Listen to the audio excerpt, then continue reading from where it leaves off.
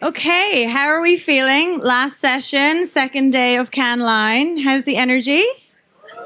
It's good? Okay, I can see everyone's in the mix.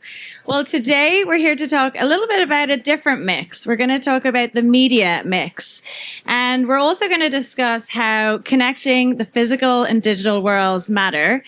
But really what I want to get into today is really understand, have we actually, as marketeers, as advertisers, really connected the physical and digital worlds? Or are we just talking to ourselves when we say that we have? So I have three of the most brilliant minds of the industry with me today to discuss this, and I think it's going to be a great conversation in general. So I want to introduce to my left, in the middle, I have Sarah Larsen. Always start with the lady first, gentlemen. Don't forget, chivalry's never dead. Sarah Larsen, Chief Marketing Officer of Hisense USA. And Sarah has, the ability and the job to basically take an insight, an idea, and turn it into something that someone would actually want to buy. Then we also have, next to her is Patrick Callinan. I got the name right. He leads mobile monetization for T-Mobile Advertising Solutions. So he basically spends his days thinking about how he can utilize all the data that they have and how to make it more effective and less underutilized when it comes to looking at data.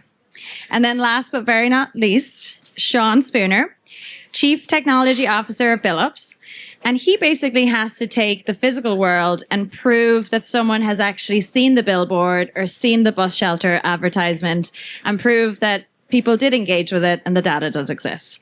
So with that, let's get into it. We only have 30 minutes today, so we're not going to open up Q&A at the end, but the team will be around, I'm sure, for a few minutes if you do have any additional questions. All right. So, Sarah. Yes. We're starting with a theme here. Start in the middle. Ladies first. Your recent campaign with Outhost, with Terry Crews. Walk us through it. What was the insight? How did you get there? And also, most importantly, how did you know that you were reaching the right consumer? So if anyone's aware, there's something going on in the US, Canada, and Mexico right now called FIFA World Cup. I'm not sure if you're aware of that. Hisense happens to be one of the very proud sponsors of it. So we wanted to go after our FIFA World Cup sponsorship in an entirely different way. Rather than using it as a logo or something we slap on all of our packaging, we instead treat it like a creative asset and used it as a means to get into our consumers' mindset so that in the sea of sameness, which is consumer electronics, it helps us rise above. And how do we do that? We create great content.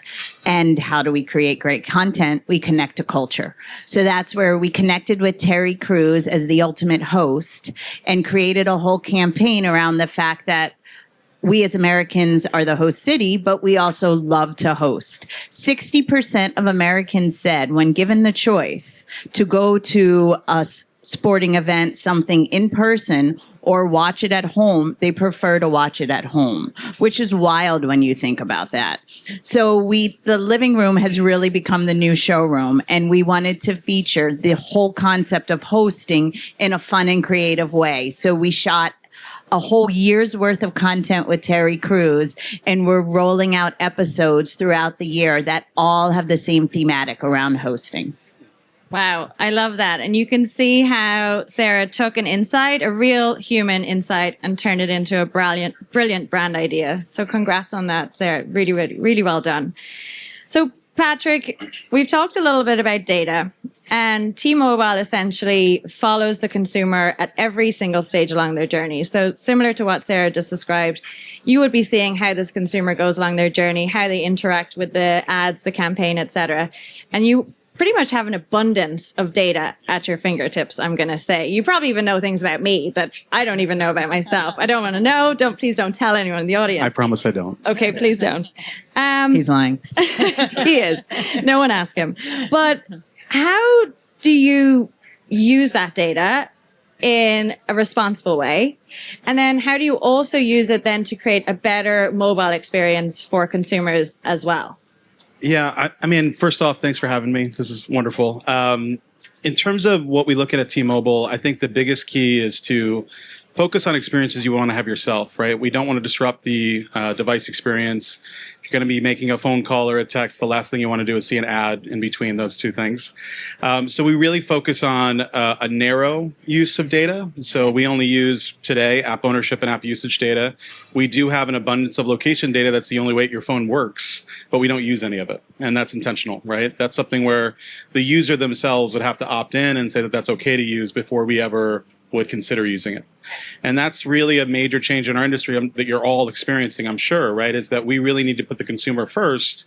And the idea of just gathering data for the sake of gathering data and potentially using it is not okay anymore, right? We need to be very, very clear on our use case. And that's the only way that we build trust. And we build, some sort of education of the value of a user's data.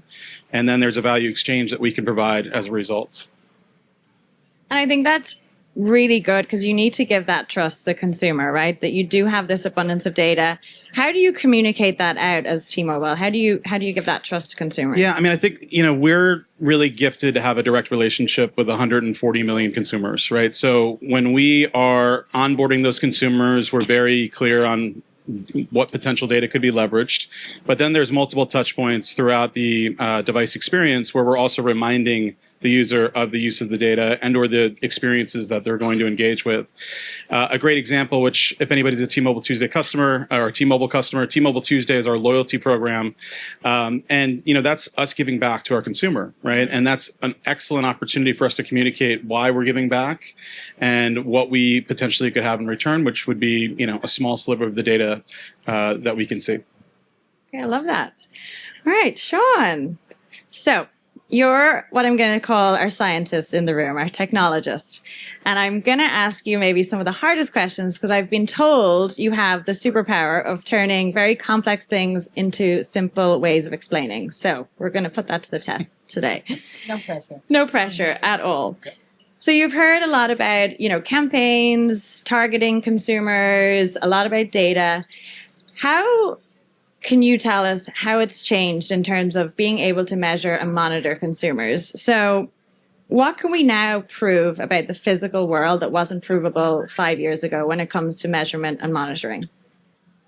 So a lot of what we've been able to understand is you can take, satellite imagery, you can take actual dash cam video, you can take mobile data as well, and you can actually reconstruct how people move through the physical world. And we've been able to do that for quite a while. The most interesting changes I've seen in the last couple of years is you can do it in a way that's privacy preserving. You can understand, hey, there's someone's doing this thing, here's their intent. I don't have to know anything else about them. If there's a piece of out of home here, for instance, they're able to see it. What else is going on around them when they see it? Because the context of the ad itself in the real world influences what happens.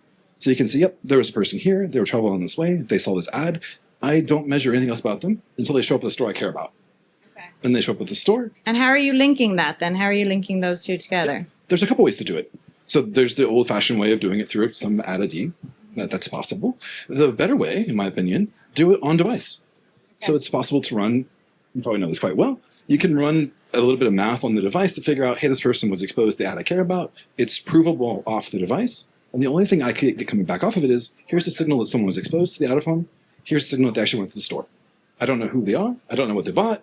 I can just mathematically prove it happened, which for us, that's really what we care about. We care about the outcome, not necessarily the person or what they did afterwards, but they saw the ad, they bought something, or they showed up in the store. Interesting. Okay, and I think that's, as marketeers, that's what we look to see, right? That's the end goal for everyone, right? You do also want to create a better experience for your consumer, but you also want to make sure you're driving sales at the end of the day and you're not spending money that's not well spent. So I think it's really important to be able to measure it. Wow. Okay, Sarah. You said something that actually stuck with me when I was reading some of your past interviews, in the fact that you don't like the word targeting because you think of consumers as humans, and we are obviously all human. So taking that stance, how has that changed the work you do? Does it make it any less measurable? Does it make it harder to measure? Does it change how you maybe, have the vision for the brand and how the campaign comes to life? Yeah, I absolutely try to avoid using targeting all the time because we are not looking for a direct laser relationship that has no backfill for it. So instead, I'd much rather use engagement. And I look at engagement rate a lot because we want to be engaging with our consumers.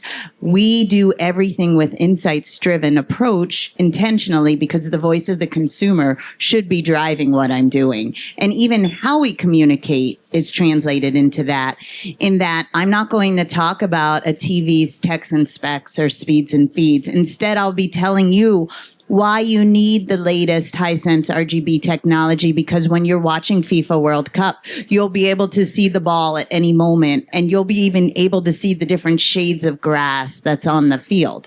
That type of user benefit is more important, and that's why that doesn't come through in targeting, but that does in engagement. I have to understand what are your problems as a consumer, and then position it as how do our products help solve those, make life better, easier, more convenient. I love that. So making it more relatable, but also, like you said, really solving a consumer problem. It's not just going to market with a campaign because you like the idea. You're taking a problem and you're also making consumers' lives better in that sense as well. You're giving them something better as well. Because we have to find consumers, we have to find that reason why they should buy our products. And if it's based on specs, that's not going to stick with them as much as, oh, I have some connection with this product. It's going to help me in some way. It solves a problem that I have. That's more memorable, and that's more likely to not just drive the initial conversion, but then repeat sales as well and build that brand affinity. No, I love that. I love that approach. And I think, whatever industry you're in, everyone should take that approach, right? Because you always need to make whatever you're selling relatable to the consumer, solve that problem, and that's how you're going to get that brand loyalty at the end. Okay, great. So, Patrick, I would have assumed you would have kind of cringed or hate to hear that Sarah doesn't like the word targeting, because technically your whole business is built around targeting consumers. But I'm a loyal T-Mobile customer, just so you know. I spent 5 hours trying to switch my phone. So call me next time. Big fan. So I would have. You should help right on that one.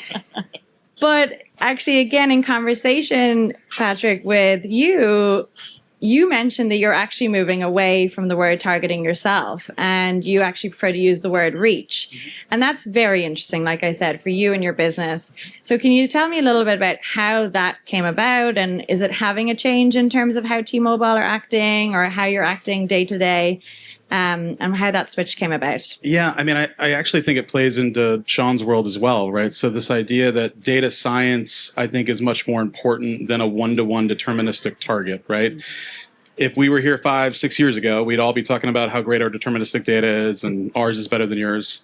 The consumer is wise to that, right? And this one-to-one, solution is not something that's safe for the consumer. So what we would like to do is really focus on what can we understand about the consumer, what personas can we build for that consumer, and then how can we then deliver it in a privacy-safe way. And when reach comes into play, I would much rather reach a wider audience than an individual audience. I'm sure every single one of us here has run a campaign where you're targeting 7 people and they're getting a frequency of 2,000, right? Like, that is not a good experience. What we really need to start focusing on is how do we identify individuals that not only are in the audience, but then also look like the audience and potentially could become new consumers of Hisense or new consumers of T-Mobile. And you can't do that by a very narrow view on targeting. Okay, interesting. So I'm actually going to put that now to you, Shawn. Because you've just heard a CMO and a carrier essentially say they're kind of walking away from the word targeting in an essence. So from what you've seen in the industry, is this really a true shift in terms of how marketers, advertisers are treating targeting? Or are we just kind of packaging it up as we're not talking about targeting, but we are, but we're not? That's a fair question. I would have to agree. I think it has to shift that way. Some of that's been by choice, which I think T-Mobile's done, but some of it's also been by legislation. The old, hey, I can actually target your device ID directly. That's gone. It's been gone in the EU for a very long time. It's illegal in 24 states in the US right now. Right. That reality is not there. So we've had to shift around. And I think it's actually been a good shift, because by and large, you're interested in, let's say, a set of attributes or a set of behaviors. That's not a single person. That's a group of people. You can target a group of people far more effectively, and you can measure them far more effectively than an individual. And if you have a small sample size, let's say, you can synthesize it. You can work with synthetic controls and small panels and get very interesting results that get at what you care about without tracking individual people. So we did the same thing. So talking about shifts and technology, and you've obviously been in the industry now a very long time. You're very well versed and expert. With AI coming in, what have you seen has been the biggest shift, whether it's a good shift or a bad shift in terms of what you do? So I'll tackle that one from an out-of-home perspective first. The biggest shift that I've seen has been mostly positive. It's taken on a lot of the grunt work that just had to get done, stuff that people didn't want to do anyway, just had to do it. A lot of that goes away, and now you free people up for doing the things that they want to do. You keep them in the zone of human brilliance. They're being more creative. They're being more strategic. It's buying them time to do these things. It's not all beautiful. Yeah. That's where we're moving it towards, and that's what I like. Yeah, I've definitely seen some creative with 2 heads and 4 hands and some things like that. So it's definitely not always perfect, but it is interesting in terms of getting that time back. How do you make sure your team are using it in the right way? Like, are you guys, are companies setting up the right infrastructure for brand teams, sales teams to be able to use AI effectively and fast enough, learning fast enough? So the way that we've been thinking about it is, can we build the structure of work to support what people need to do, and then look at what do they like to actually want to do? Don't take away the stuff that they want to do, because you're going to burn your people out faster than anything. Right. Even if they're super efficient, it might be 10 times more efficient than they were before, you're going to lose all your best people, and you're going to lose all the expertise. The model I've been taking towards is figure out the things they don't want to do, the painful stuff, get that off the table first, low-hanging fruit. And then look at what's the system around there to make it easier for them to review the AI's work. Don't delegate all the creative work away instantly. Delegate some of the support work, and then make it easy to check the results. Because you also burn people out making them check AI all day. My engineers will tell you. I could tell you that. So Sarah, within brand marketing then and connecting these two worlds together, have you guys started to use AI more in terms of creative development, maybe it's insights? How have you used AI in your work stream? Honestly, we use AI across everything. Okay. And it's more than just marketing. We're using it in supply and operations and even in our manufacturing and even in finance and how we're doing it. And I totally agree with your point.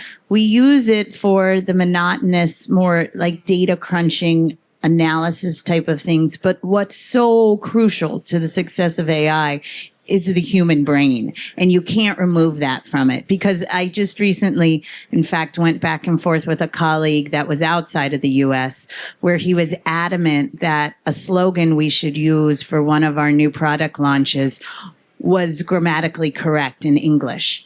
And I had to keep telling him, no, those words don't make sense together in English. And finally, I'm like, trust someone who's a native English speaker with a marketing background versus your AI. I know you really believe in your AI, but those words don't make sense when they're all together. So you can't replace AI with brains. And I probably am going to be shooting myself in the foot, because in 50 years we'll be back here and it will just be AI talking to everyone.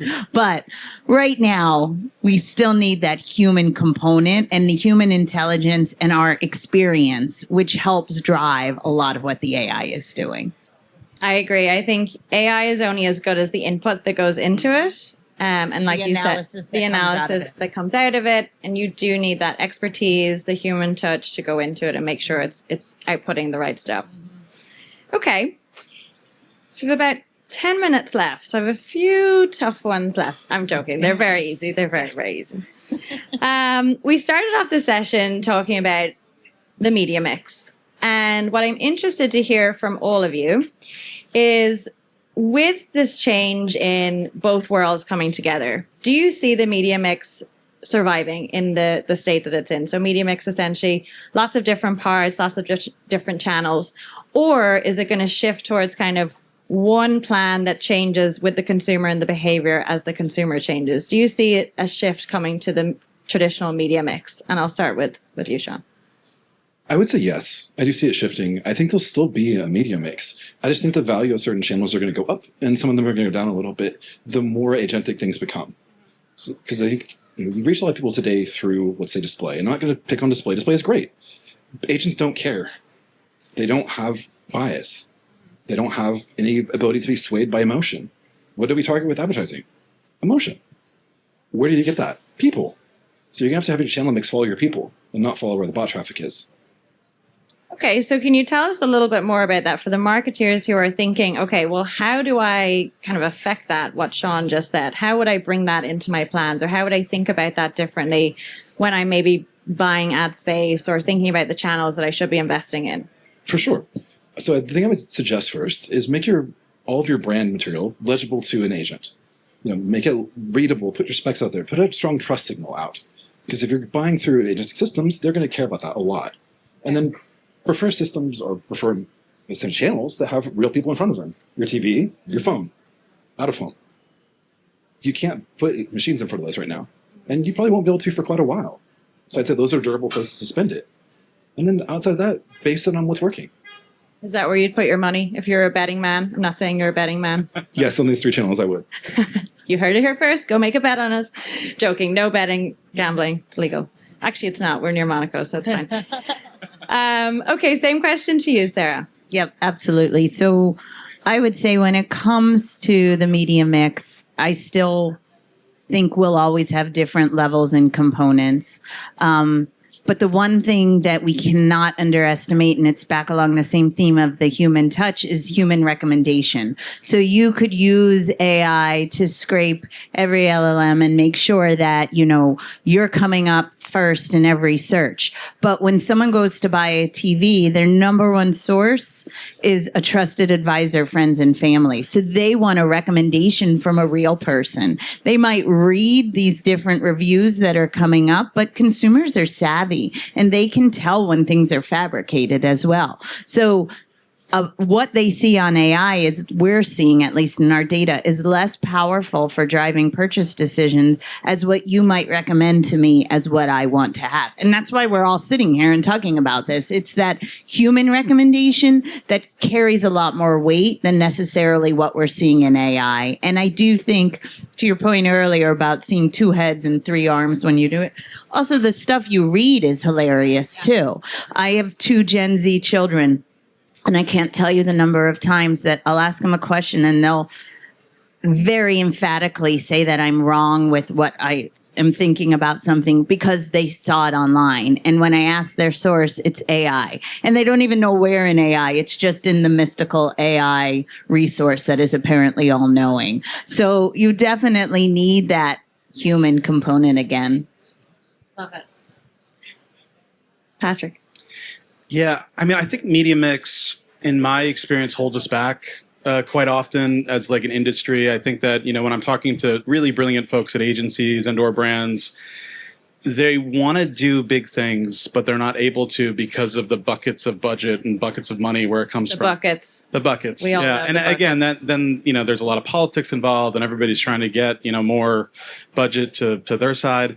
I would like us to think more about experiences that the individuals are going to engage with as a result of the plans that we're putting in market, right? And that's easier said than done. A lot of times the buckets are built because that's what we can measure. And attribution is such a challenge when we try to do really unique things.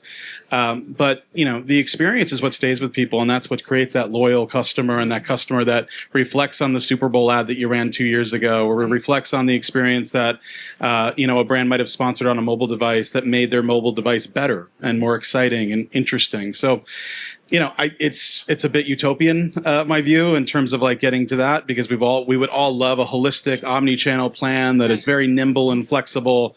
But I think if we started by just the budgets and not being so rigid, we would buy better media as a result. Yes, I think as a brand marketer myself, I know the struggle with the buckets and the budgets and the whatnot. So I'm actually interested, Sarah, when you were planning this new campaign, how did you go into it? Did you go into it with the buckets and the channels, or did you have more of an omni-channel approach, like Patrick? Well, I had an even bigger challenge in that I was brand new to Hisense and they hadn't had a traditional CMO before. So I had to first educate, convince, persuade our CFO, our Chinese leadership, why we even needed to do something other than just stick the FIFA sticker on every box that we have. So through that education process, I then had to build from the ground up, like, okay, this is an insight. This is the strategy we build around it. This is how we bring to life. This is the full circle, how it's going to drive sellout. This is how we will measure and track. This is how we're course correcting when what we're doing isn't working. So by doing all of that, yes, I had all the buckets, but really it was the internal communication and selling in just the idea to pretty much sing for my supper and why we needed to do this. Once I sold in the why, a lot of the other things kind of fell into place. I love that. I mean, if anyone knows politics in a company, I mean, that's a huge feat to be able to get people to spend on a brand marketing campaign. So congratulations. Yeah.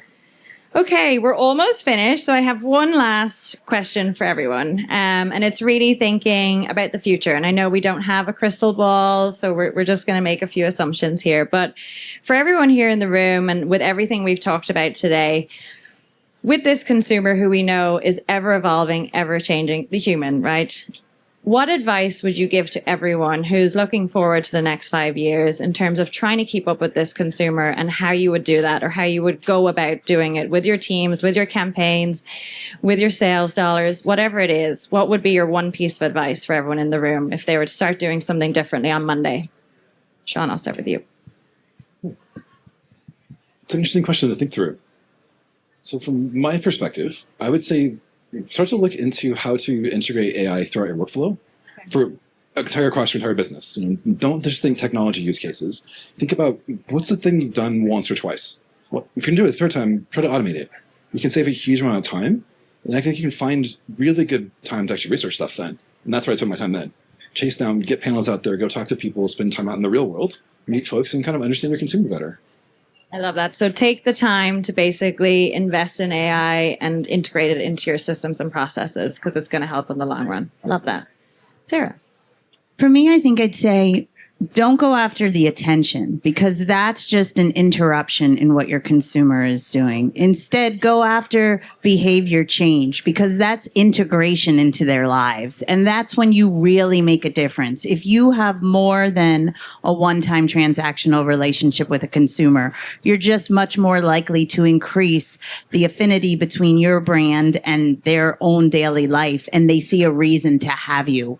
And then they keep advocating you to other people. And it just becomes this self-fulfilling prophecy that drives sales and drives brand loyalty. I love that. Last but not least. Yeah, I think I'm going to copy Sarah. And for me, what I like to think about is how do you make something habitual, right? How do you make it? We all have seen the rise of TikTok, right? And that has become a habitual way to consume content, right? Individuals that have nothing to do or they're bored, they're going to scroll through TikTok. And that's something that's just innate at this point. We need more of those experiences. We need to find experiences that are really engaging consumers on a very basic level. How do we make their lives easier? How do we make their lives more efficient? All of those things are going to play into daily usage rather than one time. And I think we were all, witnessing the D2C brands that were rising, maybe about 10 years back, and they would have these big blips, where everybody was buying this mattress or this spike, for their home. And it was a one-time use, right? Because it wasn't something that was really in the fabric of their lives. It was something that was interesting at that time. So I think that's what we really need to strive for, is be ingrained. I love that. Well, we are just out of time. So I want to first of all thank each and every one of you for being here today in the brilliant conversation. So a big round of applause for our panelists. And hopefully what you've taken away is 3 brilliant minds from different industries. But I think there's one consistent message here in terms of really understanding your consumer and giving them something that's going to help or better their daily lives. And how do you do that then? Through your industry, through the marketing, through the sales. So thank you, guys. Thank you. Happy Cannes.